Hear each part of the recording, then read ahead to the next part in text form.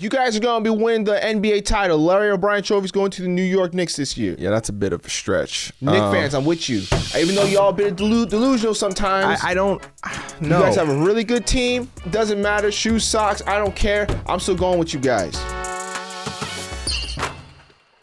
Welcome to another episode of Dummies on the Hardwood. I just only have Benny with me today.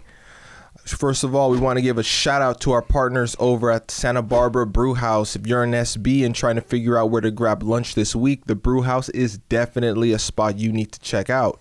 Fresh food, great atmosphere, cold drinks, and it's the perfect place to catch a game or just take a break during the day. They've been showing major love to the show, so we want to send that support right back. Pull up for lunch this week and tell them that the dummy sent you. Hit the link in the description. Let's get into it. Benny, do you got any shout outs? Just shout out to everybody who's been supporting us. If you haven't already, make sure you like, comment, subscribe. We're on every platform: TikTok, YouTube, Instagram, X, Facebook. You name it, we're on it, team.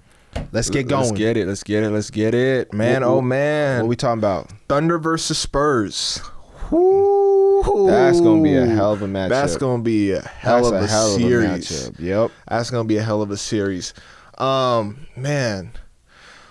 First of all, what are your thoughts on this series? Like, I mean, for me, first of all, like, I had a feeling that we were going to see the Spurs and Thunder. Like, This was only a collision course, and this was going to happen. Between the Spurs and Thunder, you know, I think for the X factor for the Spurs is going to be how their lack of this for them to not turn over the ball.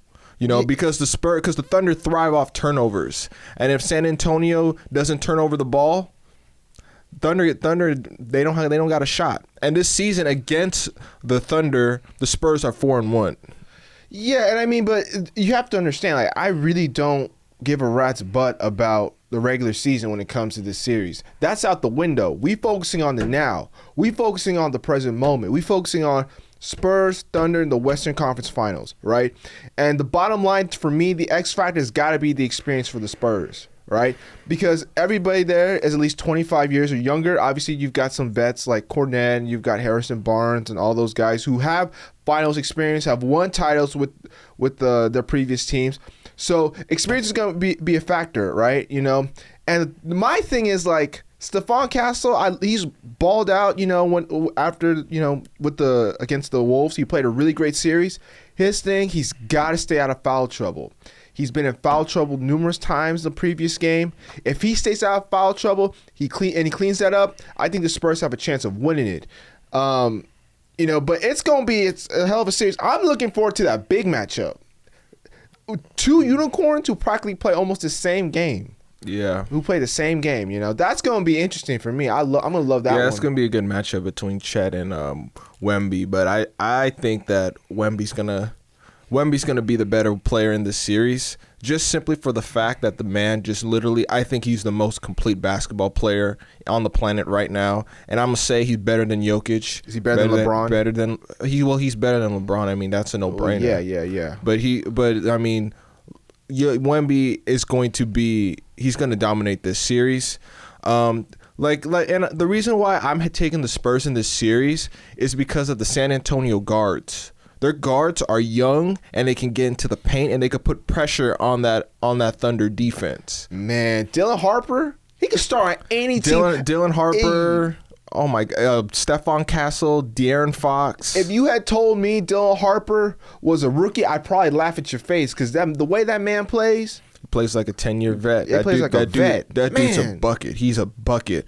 But yeah, going back to that, I think that the Spurs guards getting into the paint and attacking and finishing is going to put a lot of pressure on OKC, and then OKC, I mean, in turn, I mean, they don't have Jalen Williams this series unless he comes back soon. That maybe not. But they're not time to rest. But I mean, I like the Spurs because of what they can do on the offensive end and the defensive end, and the guards don't turn over the ball. They don't turn over the ball. So OKC thrives on turnovers. If OKC does not force turnovers on the Spurs got the series. But I will say this, though. This has been the series that we've all been waiting for. Yeah. Right? We're getting our money's worth. ESPN, ABC, Amazon Prime, wherever this game's going to be aired on, they're gonna love this because we got two of the premier teams. And come on, we gotta act like we didn't know this was gonna happen. We knew this was gonna happen. It was just a matter of time. We knew it. It was just a matter of time. And these two teams were the clear-cut favorites. I admit in the beginning, I said I didn't trust San Antonio just because I didn't have faith with them. I thought they were a little overrated. Now I can probably say that, man, they definitely have proven me wrong. But if they can beat the Thunder and advance to the finals, I mean, I'm going to have to take all my words back. I'm going to have to eat them. I'm going to have to dip them with some extra salt, some pepper, and just eat all my words with that. Because the way the Spurs are looking, they look lethal. But can they get past the Thunder and the experience? I don't think so. I think so. I think the Thunder have got it. I think so. Thunder are going to be there. That's not what I'm worried about. My only concern, again, is the experience from the San Antonio Spurs. Again, they're going out there, they're playing, they're having fun. But again, and not to cut you off, but I mean, look at for example, we got to look with the Wolves series. I mean, the Wolves had close to 350 games of experience versus San Antonio's like close to 60 games of experience, and yet the Spurs were still able to beat the Thunder, the Wolves. Granted, the Wolves were injured and they played inconsistently. I think experience in this one goes out the window, and I think the way San Antonio plays is going to put fits on the Thunder. No. See, experience will matter, because there's going to be moments when the game is tight, right, and it's all about execution in the final seconds. There's no doubting that. There's no doubting that, but San Antonio does not turn over the ball. Oh yeah, San Antonio does not turn over the ball. I'm not going to say they can't do it. But the Thunder, man, I mean, good luck guarding Shai Gilgeous. Good luck guarding SGA. I mean, that the Thunder have consistently proven that they are the better team in the league, in the entire league, in my opinion. Right? It goes between the Thunder and the Spurs as the top two teams in the league. We'll get that out the way. You can't tell me anything different. We'll talk about New York later. But the OKC Thunder, I mean, you've got guard play of Shai Gilgeous-Alexander. You got AJ Mitchell, who's shown up. This man, second-round pick from UCSB, shows up, puts 20 on the Lakers. Shout out to UCSB, man. Shout out to the Gauchos, Santa man. Barbara Brew House. Yes, sir. Their guard play is amazing. And it's going to be a question about Lou Dort, because Lou Dort, he hasn't had a great couple series of shooting the ball, but can Lou Dort consistently hit that three ball? I think that's also going to be the X factor in who wins the game. But it's also going to come down to physicality because both teams are physical. This is going to be a physical game, a physical series, right? It's not going to be a walk in the park, right? I'm saying this series is going to go at least 6 or 7 games. I think this is going to go 7 games. I'm still going with the Thunder in 7. If the Spurs can win it all, man, I don't know. I'll probably lose it. I'm taking the Spurs to win this series again, just for the simple fact, like the Thunder again, like I said, they don't turn over the ball. No, the Spurs don't turn over the ball. Their guards are they make the smart play, they make the good reads. They're not going to force the issue. Do I think that they get stagnant at times offensively against the Wolves? Yeah, they can be. But I think that also too, you saw in the OKC and Lakers series where at times you felt like OKC was just too lackadaisical. I feel like both teams can be too lackadaisical at times. That comes with being good. Yeah, but the Spurs in the postseason right now, they're in the top 5 in turnovers per game. So they relatively clean. They can handle the ball good. The Thunder thrive off turnovers. I get it. They're not. Yeah. They thrive off turnovers. They beat the Lakers because the Lakers turned over the goddamn ball so much. The Spurs, they rarely turn over the ball. And if the Spurs aren't turning over the ball, Thunder don't got a chance. Look, they just don't got a chance. When you talk about experience in the previous series against the Wolves, the bottom line. Wolves do not compare to the Thunder. They don't. They're on two different levels. The Wolves, they played inconsistent basketball, right? Anthony Edwards was hobbled. Julius Randle and Rudy Gobert disappeared. I mean, you cannot tell me that that experience doesn't matter in this situation. I didn't say it doesn't matter. No, well, I just think you just need to throw it out the window. Well, in the previous series, it didn't really matter so much because the Wolves are inconsistent and they're not as talented as the Thunder.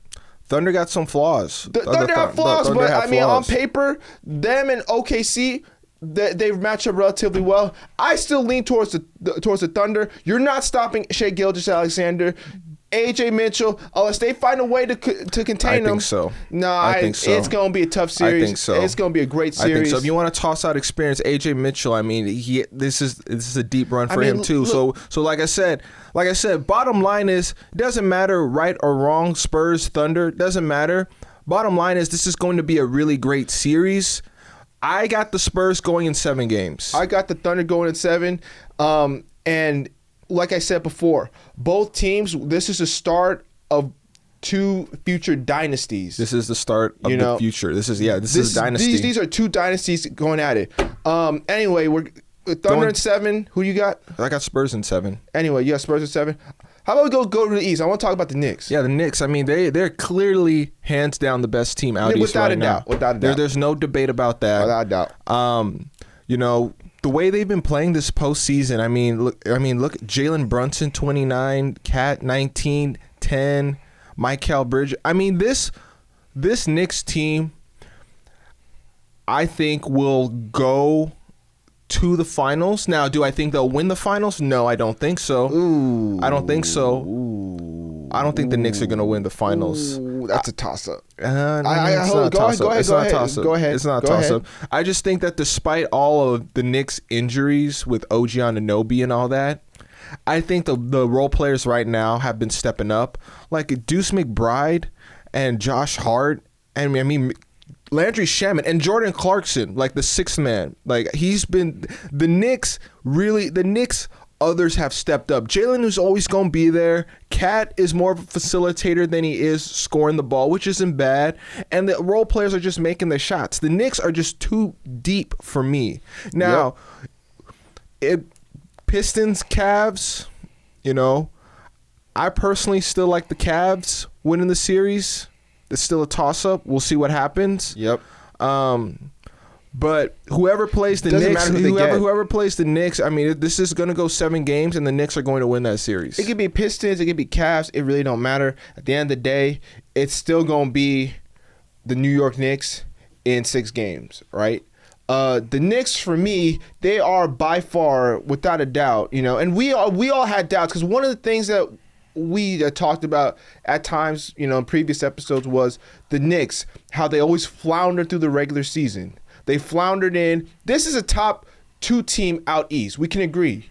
This is a top 2 team. There's no way they should have been the 3rd seed, right? But they stumbled into the 3rd seed.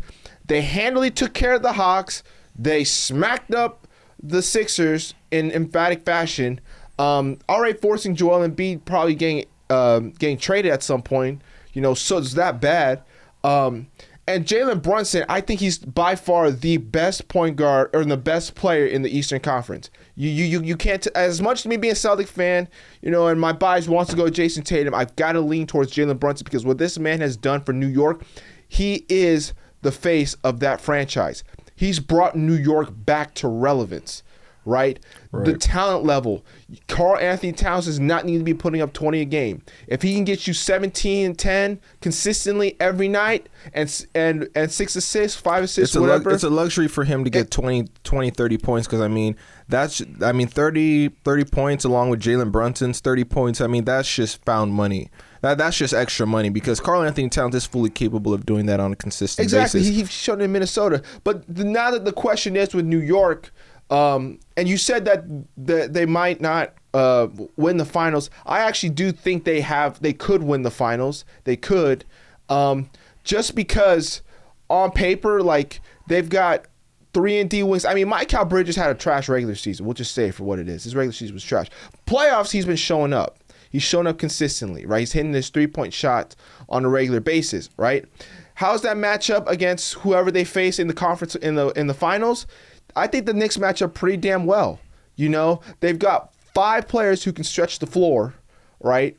They've got a point guard who's capable of getting his own bucket, right? They've got a secondary scorer, an OG Anunoby, who can, he'll get you 20. I mean, what's the dude averaging? Like, he's shooting 53% from three. I mean, that's absurd. Can he stay hot, though, is the question. Because if he stays hot, I don't care who they face in the East, they're going to win the title. They will win the title.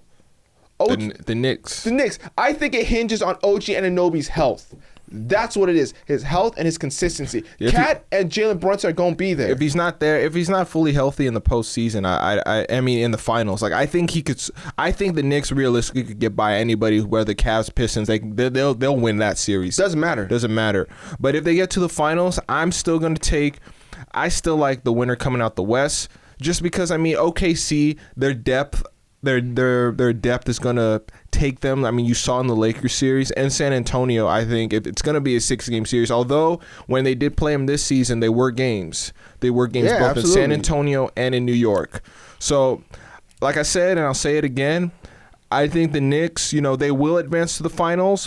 Do I think they'll win the finals? I think so. I legitimately think they could. I don't think they're going to beat the Thunder, or if it's the Spurs, maybe the Spurs, but if it's the Thunder, absolutely not. But I mean, and with the New York Knicks, I mean, like I said, I'm just disappointed that they didn't play like this consistently in the regular season, because this is a top 2 team. I'm just disappointed in that. I'll say that. But again, like, I think they've bought into the system with Mike Brown. Everything looks smooth and flowing, right? I mean, we saw it against Philly in the Philly series. They just absolutely crushed Philly, right? And in the Hawks series, where I legitimately thought that they were going to lose to the Hawks. But, game 6 happened, and that's that. Yeah, can it compete with anybody who comes out that team out of the West? Yes, they could. They could compete, they but could hang. They could compete, but if it's the Spurs, I'll give them more of a shot against the Spurs than I do the Thunder. Oh no, man! I still think the Knicks got what it takes, man. I think they got it. New York Knicks gonna love me for this. If it's just look, if it's OKC, I think the Thunder are going to beat the Knicks. Okay, if it's San Antonio, I think it'll be a series. Do I think that the Knicks will beat the Spurs? Possibly not. Again, I don't. No. New York, stand up. I'm with you guys. You guys are going to be winning the NBA title. Larry O'Brien Trophy's going to the New York Knicks this year. It's my PSA to all the Knicks fans right now. Yeah, that's a bit of a stretch. Knicks fans, I'm with you. Even though y'all a bit delusional sometimes, right? You guys have a really good team, and I think you guys can beat the Thunder or the Spurs. And I don't care who comes out of that East, whether it be Pistons or Cavs. Doesn't matter. Shoes, socks, I don't care. I'm still going with you guys.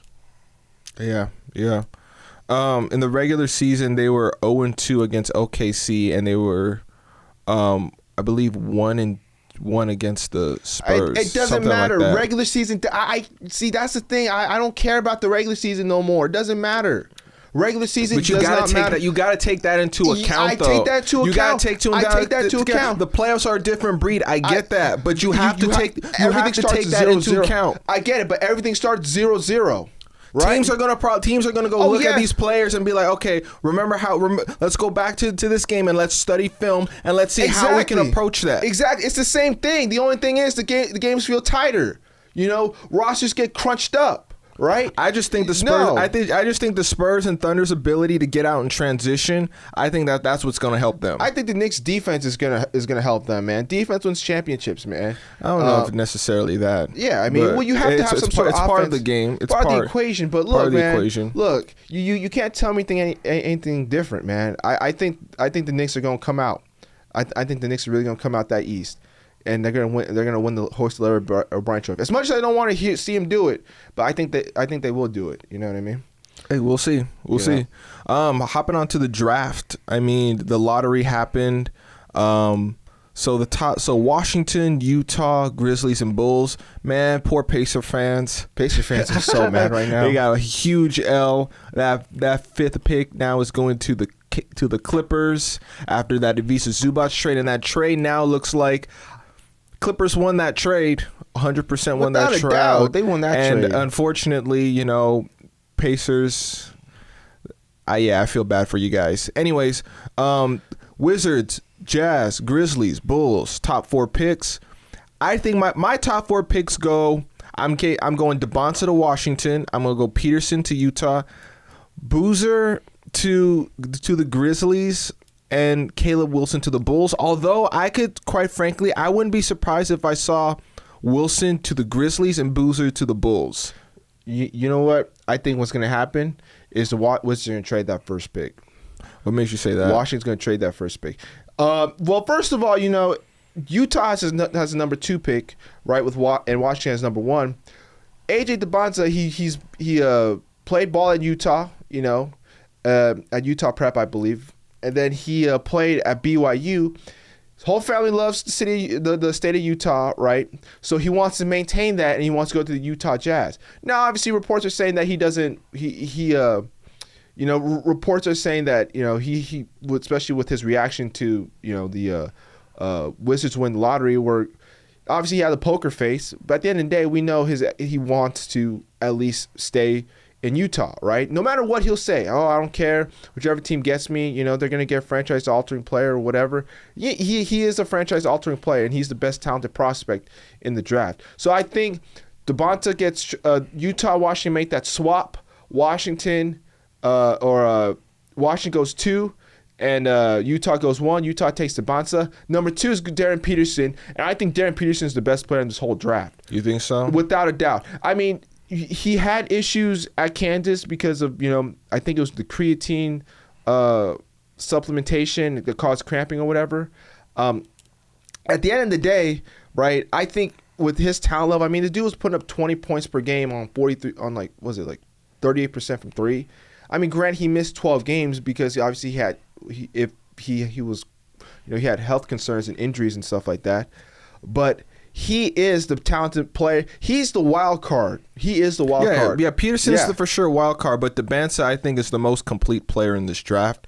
I mean, his ability to shoot, score, defend. I mean, his shooting's a little shaky. It's a little shaky, but I mean, he's got an upside there. But I just think with DeBonta, I think he is the most complete player in this draft. What's interesting though is Caleb Wilson. Yep. I think Caleb Wilson to the Bulls, or I think he might go to the Grizzlies. That's just me. I think Boozer's a top 4 pick. I don't think he's a top 3 pick. That's just my opinion. I think Wilson has more upside than Boozer. That's just me, because I think Wilson has more mobility. He's got more of a touch. I mean, Boozer can shoot the 3 ball, but I like this Wilson kid a lot. Yeah, I really do. But I wouldn't disagree with you on that. I think with Memphis, it kind of fits the timeline. You trade Jaren Jackson to the Utah Jazz, and now you open up the power forward position, right? That allows you to bring in someone like a Cameron Boozer, who is the most polished player of the draft. Yeah, he is most polished. He's most polished. He's got, and it helps. His dad, Carlos Boozer, was in the league, so he can learn from him. But Darren Peterson, like I said, he's the best player of this whole draft. DeBonta is the most complete. Peterson's the best player of the whole draft. You think Peterson's the best player? I think he's the best player of the whole draft. I think he's the best player of the whole draft. I think Peterson's got the, I wouldn't say higher upside, but he's the wild card, like you mentioned. I think Caleb Wilson has got the higher ceiling. I think DeBonta's the most complete, and I think Boozer's again the most polished player. But here's my thing though, especially when they talk about this, because I want to bring this point up. Teams get worried about age, and rightfully so, right? 22, 23, they're 24. Still young. I don't understand. I don't understand. They're still young. I don't understand what the big deal is, but I mean, I can understand to a degree, because the ceiling is probably limited at that point, right? For whichever player. I beg to differ, because there's players who, we're 22, 23, 24 selected, who've balled out, right? Who've shown that they're more than capable of playing in the league, right? Right. And the ceiling, is unlimited, So when I feel like they say the ceiling their potential is capped, I don't really think it's capped. I feel like it's capped as long as they, as long as they stop, because the players have to want it, right? Some players want it, some players don't want it, right? There's some things you can't teach, right? You can't teach that. Right. You can't teach that experience. Right. But experience does help, especially at the NCAA level, because it does help you make the transition smooth. Now there are some people who are talented enough to just be like, I'm ready to just go into the draft. Right. But yeah, I mean, the Clippers winning that. Clippers might get. I think they're gonna get Darius Acuff for sure. And I think, but they're gonna have to ship off Darius Garland. And Darius Garland. I mean, I don't understand. I don't know. I don't know if they would get Darius Acuff. Who knows who they'll get? I mean, I'm not gonna make any predictions yet because the draft is a wild card. Anybody could go anywhere. The Brooklyn Nets I think took a fat L falling out in number 6. Vince Carter's reaction. Yeah, the Hawks falling out the top 5. I mean, anything can happen in the draft. Yeah. But I'm going the Bonsa. I'm going 1 and 2. Trade between Washington and Utah. Utah takes the first pick, selects the Bonsa. Peterson's going to the Wizards. I think Cameron Boozer is going to the Grizzlies, and I like Wilson to the Bulls. I think the Wizards keep the Bansa, and I think Peterson goes to Utah. Boozer goes to the Grizzlies, and I'm also going to say Wilson to the Bulls. But don't be surprised. I would not be surprised if there's a trade with the Memphis Grizzlies involving John Morant.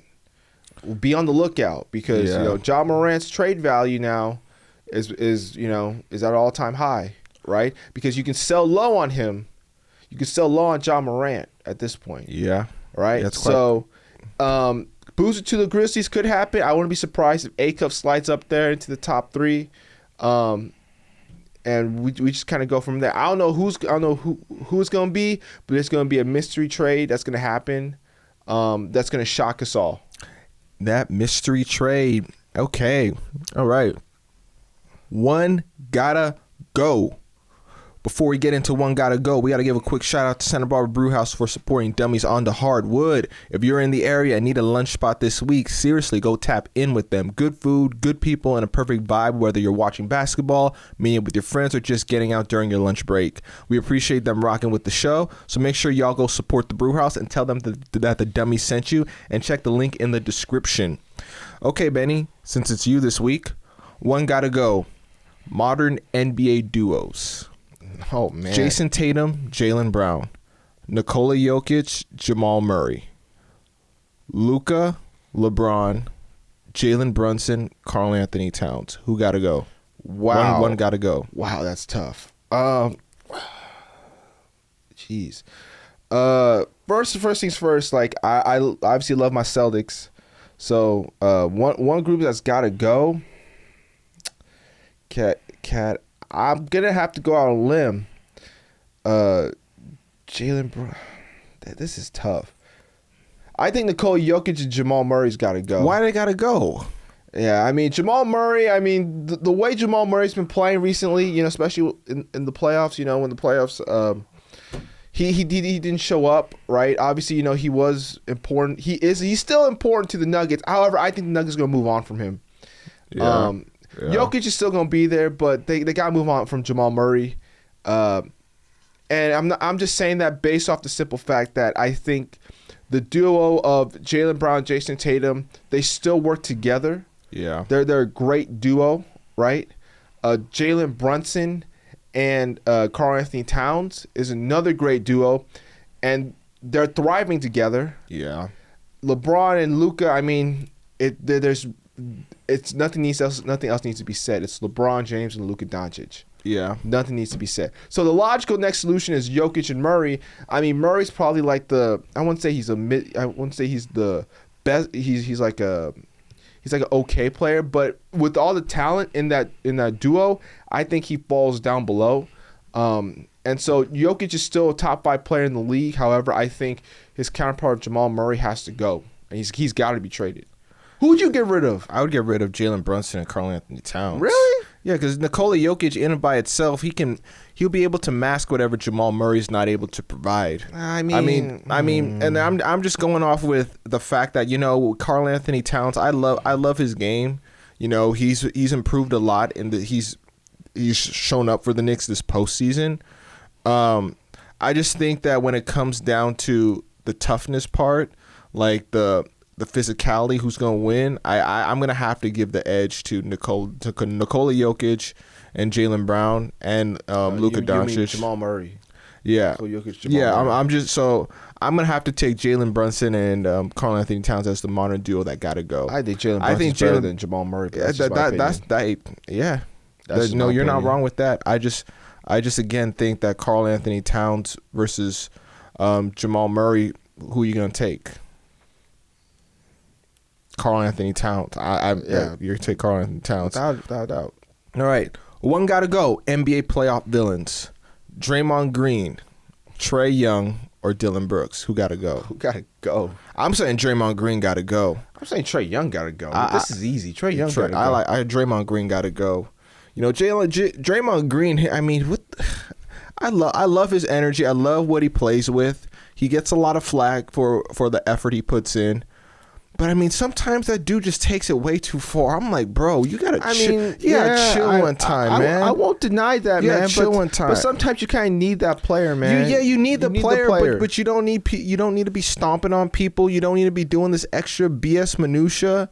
You know, at least with Trae Young and Dylan Brooks, they play mental games. Draymond Green, yeah, he's physical, and I like that part of the game. But sometimes he takes it too far. Yeah, but do you see Dylan Brooks stomping on people? No, exactly. But you see him say LeBron's trash and overrated. Yeah. I mean, yeah. So which is a little bit. So I think Draymond got to go with this. No, one. I think Trae Young's got to go. I think when it comes to being the playoff villain, you got to have the element of physicality and that Trae Young mental toughness. I wouldn't say Trae Young really is a playoff villain. He just had that one. He just had the one series. Yeah, I mean, I'm not worried that about one him. series in New York. So I'm just like, whatever, Trae. Yeah, exactly. Whatever, Trae. So I'm not really worried about all that. Yeah, but I still think Draymond's the one that got to go. Last but not least, one got to go. Signature NBA moves: Stephen Curry's deep three, Dirk's one-legged fadeaway, Shaq's drop step dunk, or Allen Iverson's killer crossover. Which one's got to go? Are we talking about in this era? Which one's got to go? Man, I can't say the F word these days. Steph Curry. I mean, when I play pickup, I love shooting three balls. So speaking of, we'll talk about that later. Yeah, can't get rid of that. Man, dude, I would get rid of Shaq's post move.